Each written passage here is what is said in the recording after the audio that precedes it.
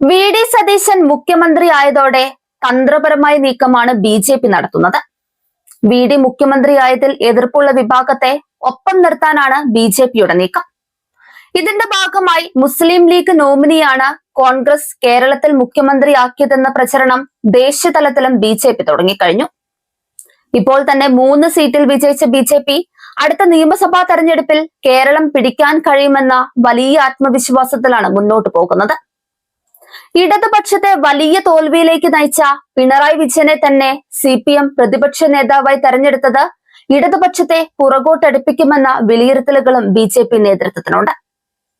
പശ്ചിമ ബംഗാളിൽ തൃണമൂൽ കോൺഗ്രസിൽ നിന്നും അടർത്തിയെടുത്ത സുവേന്ദു അധികാരി ഉൾപ്പെടെയുള്ള സീനിയർ നേതാക്കളെ മുൻനിർത്തി ഭരണം പിടിച്ച മോഡലിൽ കേരളത്തിലും കോൺഗ്രസിൽ നിന്ന് ഇടതുപക്ഷത്തു നിന്നും നേതാക്കളെ അടർത്തിയെടുത്ത് അധികാരം പിടിക്കാനാണ് BJP കേന്ദ്ര നേതൃത്വം പദ്ധതി തയ്യാറാക്കുന്നത്. കോൺഗ്രസ് മുഖ്യമന്ത്രി സ്ഥാനത്തേക്ക് പരിഗണിക്കാതിരുന്ന രമേശ് ചെന്നിത്തലയെ ലക്ഷ്യമിട്ട് BJP കേന്ദ്ര നേതൃത്വം തന്നെ രംഗത്തിറങ്ങിയതായാണ് വിശ്വസനീയമായ കേന്ദ്രങ്ങളിൽ നിന്നും പുറത്തുവരുന്ന വിവരം. കേന്ദ്രമന്ത്രിസഭയിൽ പ്രധാന പദവി വാഗ്ദാനം ചെയ്ത് രമേശ് ചെന്നിത്തലയെയും കൂടെയുള്ളവരെയും ഒപ്പം കൂട്ടാൻ കഴിയുമോ എന്നാണ് BJP നേതൃത്വം ഉറ്റുനോക്കുന്നത്. പശ്ചിമ ബംഗാൾ ഭരണം പിടിച്ച BJPയുടെ അടുത്ത ടാർഗറ്റ് കേരളമാണ്. ഇതിനായി എന്തും ചെയ്യുമെന്ന നിലപാടിലാണ് BJP ദേശീയ നേതൃത്വമുള്ളത്. അതിന്റെ ഭാഗമായാണ് ഇപ്പോൾ നടക്കുന്ന ഈ നീക്കങ്ങളും. ഇതിനായി ഉടൻ തന്നെ രമേശ് ചെന്നിത്തലയുമായി BJP നേതൃത്വം ബന്ധപ്പെടുമെന്നാണ് പുറത്തുവരുന്ന റിപ്പോർട്ടുകൾ. 2029 ലോക്സഭാ തെരഞ്ഞെടുപ്പിന് ഒപ്പം തന്നെ നിയമസഭാ തെരഞ്ഞെടുപ്പ് നടക്കാനുള്ള എല്ലാ സാധ്യതയുമുണ്ട്. അങ്ങനെയാണെങ്കിൽ നിയുക്ത മുഖ്യമന്ത്രി വി ഡി സതീശൻ മന്ത്രിസഭയ്ക്ക് മുന്നിലുള്ളത് 3 വർഷം മാത്രമായിരിക്കും.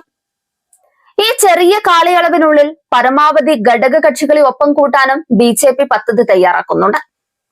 കേരള കോൺഗ്രസ് മാണി ഗ്രൂപ്പിനായി നടത്തുന്ന നീക്കവും ഇതിന്റെ ഭാഗമാണ്.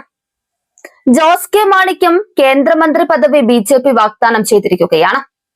മറ്റ് സംസ്ഥാനങ്ങളിൽ നടപ്പിലാക്കിയതുപോലെ ഓപ്പറേഷൻ താമര കേരളത്തിൽ നടപ്പാക്കാൻ പറ്റിയ സാഹചര്യമാണ് ഇപ്പോഴുള്ളതെന്നാണ് BJP കേന്ദ്ര നേതൃത്വത്തിന്റെ വിലയിരുത്തൽ. അതേസമയം കോൺഗ്രസ് നേതൃത്വവുമായി ഉടക്കി നിൽക്കുന്ന രമേശ് ചെന്നിത്തലയെ ഒപ്പം നിർത്താൻ കോൺഗ്രസ് ഹൈക്കമാൻഡ് തന്നെ ശ്രമം ആരംഭിച്ചിട്ടുണ്ട്. ആഭ്യന്തര മന്ത്രിസ്ഥാനം നൽകി ഒപ്പം നിർത്താനാണ് ശ്രമം. എന്നാൽ ഒരു കാരണവശാലും ആഭ്യന്തര വകുപ്പ് വിട്ടുകൊടുക്കാൻ കഴിയില്ലെന്ന നിലപാടിലാണ് നിയുക്ത മുഖ്യമന്ത്രി വി ഡി സതീശൻ ഉള്ളത്. സതീശന്റെ ഈ പിടിവാശിയിൽ കോൺഗ്രസ് ദേശീയ നേതൃത്വത്തിനും കടുത്ത അതൃപ്തിയുണ്ട്. മുഖ്യമന്ത്രി സ്ഥാനം നൽകിക്കഴിഞ്ഞാൽ മറ്റു മന്ത്രിമാരുടെയും വകുപ്പുകളുടെയും കാര്യത്തിൽ സതീശൻ ഇടപെടുന്നത് ശരിയല്ലെന്ന നിലപാടിലാണ് കോൺഗ്രസ് നേതൃത്വമുള്ളത്. ഇതിനിടെ മന്ത്രിസഭയിലെ മറ്റ് കോൺഗ്രസ് മന്ത്രിമാരുടെ നിയമനത്തിൽ പിടിമുറുക്കി മേധാവിത്വം ഉറപ്പിക്കാനാണ് KC വേണുഗോപാലിന്റെയും രമേശ് ചെന്നിത്തലയുടെയും വിഭാഗങ്ങൾ ശ്രമിക്കുന്നത്. എ ഗ്രൂപ്പും അവരുടേതായ ചില പേരുകൾ മന്ത്രിസഭയിലേക്ക് നിർദ്ദേശിച്ചിരിക്കുകയാണ്. ഇത് സംബന്ധമായ കൂടുതൽ ചർച്ചകൾ രമേശ് ചെന്നിത്തലയുടെ കാര്യത്തിൽ തീരുമാനമായാൽ ഉടൻ ഉണ്ടാകും.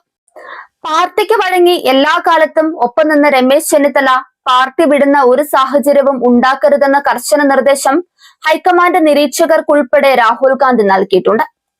രാജീവ് ഗാന്ധിയുടെ കാലം മുതൽ ചെന്നിത്തലയെ നേരിട്ടറിയാവുന്ന സോണിയാഗാന്ധിയും പുതിയ സംഭവ വികാസങ്ങളിൽ കടുത്ത അതൃപ്തിയിലാണുള്ളതെന്നാണ് പ്രമുഖ ദേശീയ മാധ്യമവും റിപ്പോർട്ട് ചെയ്യുന്നത്.